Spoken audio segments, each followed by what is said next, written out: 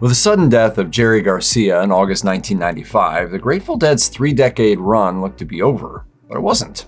Here's what happened after the passing of the Dead's iconic frontman. After Garcia's death, the surviving core four, Bob Weir, Phil Lesh, Mickey Hart, and Bill Kreutzmann, were unsure how to move forward. Weir told the San Jose Mercury News, "We're going to take time and regroup and make an attempt to reinvent ourselves." They reinvented themselves, but not together. The band broke up and the members went off to do solo projects. Hart, who was interested in world music, recorded an album called Mickey Hart's Mystery Box. Kreutzmann, on the other hand, retreated to Hawaii, burned out from decades of touring, telling Magnet, "I had to take that time after Jerry was gone. I needed to not be in the Dead." You always had side projects. Why was that? I love to play. Come on. Weir was the first member of the group to move on.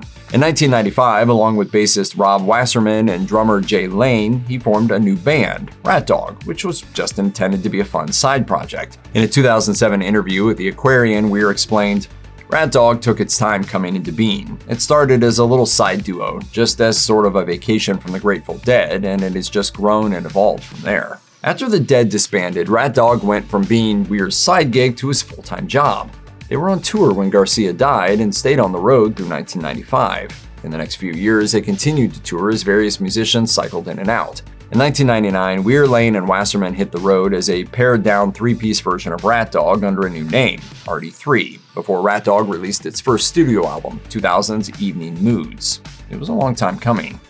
After the personnel in the band stabilized for a while and we weren't teaching the new guy, whoever that was, the old book, then we had time to write.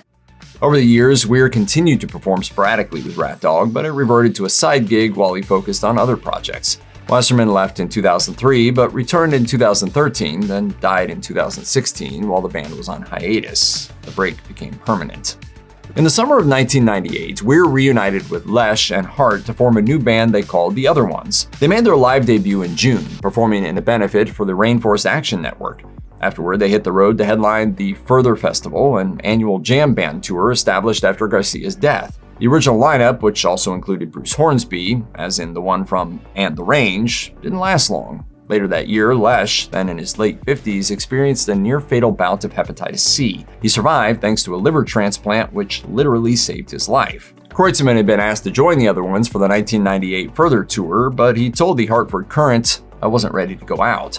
While the band prepared for a 2000 tour, Kreutzmann heard they were auditioning drummers. This time he was ready, so he made a bold move, recalling, "I didn't tell anybody, I just showed up the next day for the audition.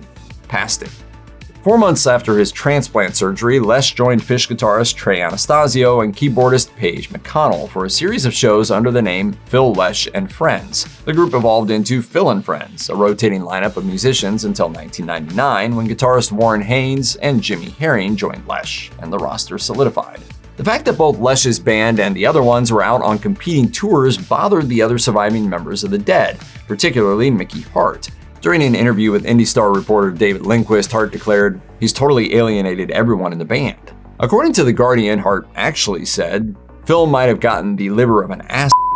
The hatchet was eventually buried when Lesh joined the Other Ones in 2001 for a New Year's Eve show. Afterwards, he stuck with the group, but with the core four back together, it seemed like a good time for a name change.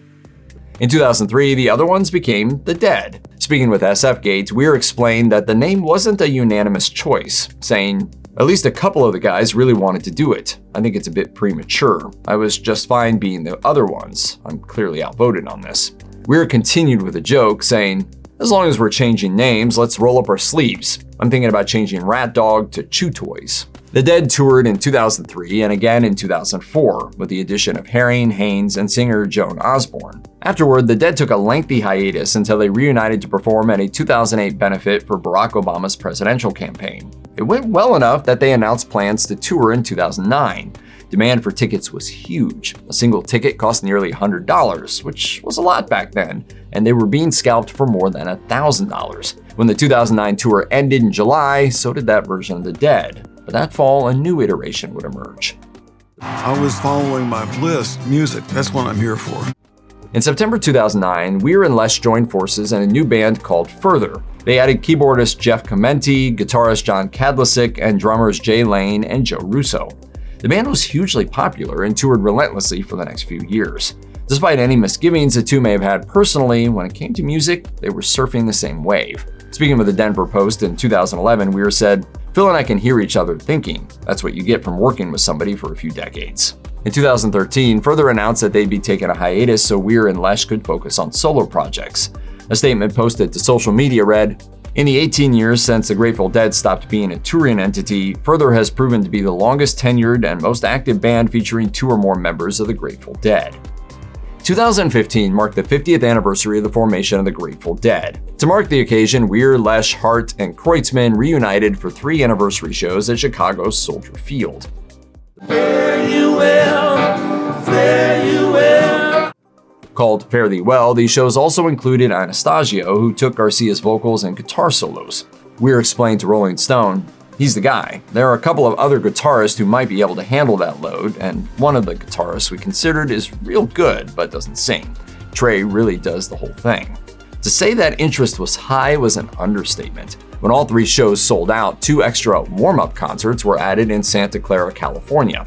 These also sold out. All told, 362,000 fans saw the reunion concerts, which grossed over $50 million, while pay-per-view broadcasts drew an additional 75,000 viewers.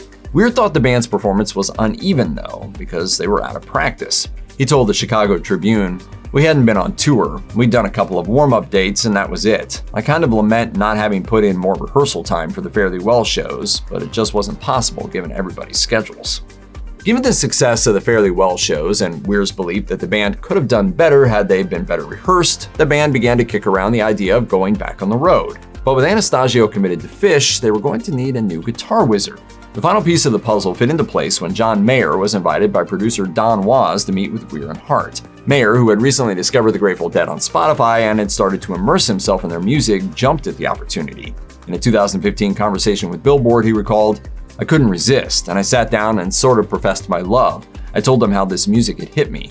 I told them that those songs take me to places I've never been to, that I visit daily, and I love going there." Bob said, "What are you doing first week of March?" My answer? Whatever you ask. That's simple.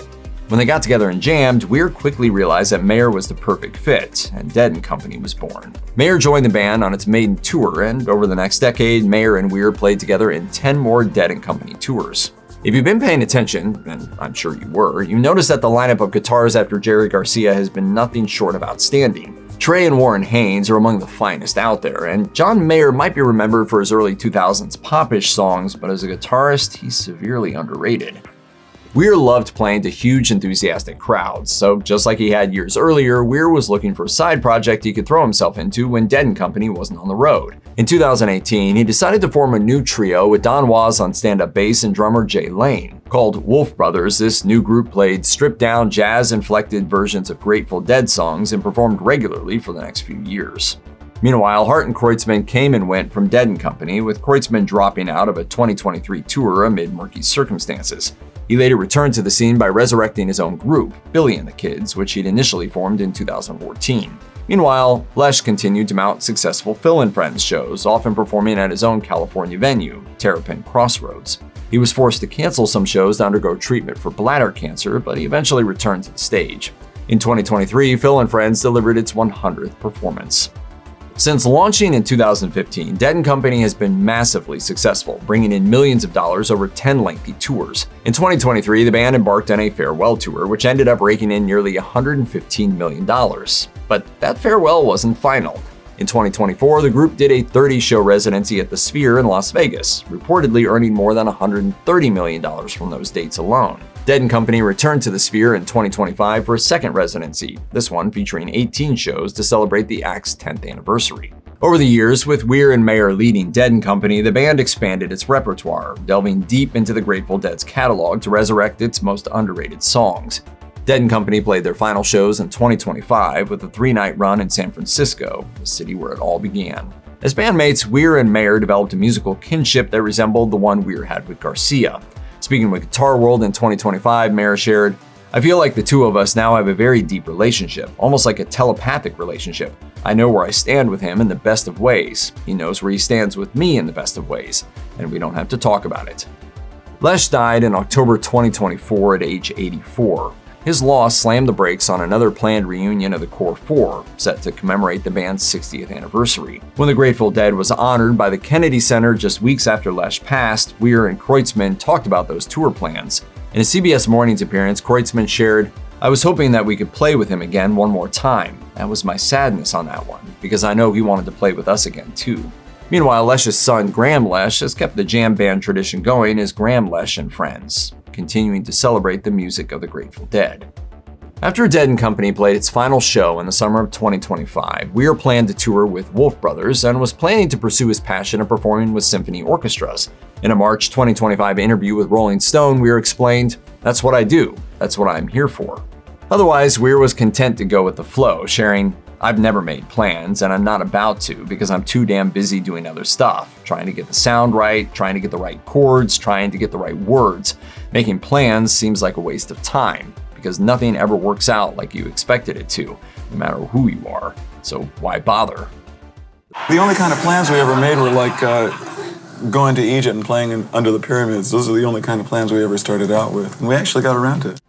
Less than a year later, in January 2026, Weir was gone at the age of 78. His death meant the Core 4 was down to just the two elderly drummers, Hart and Kreutzmann. It's unlikely that we'll see another iteration of the Grateful Dead, although anything is possible. Fortunately, no band in rock history has been as meticulously recorded as the Grateful Dead and its offshoots. If Weir's death does mean the band's long, strange trip has come to an end, there's more than enough music out there to guarantee that the Grateful Dead's music will survive.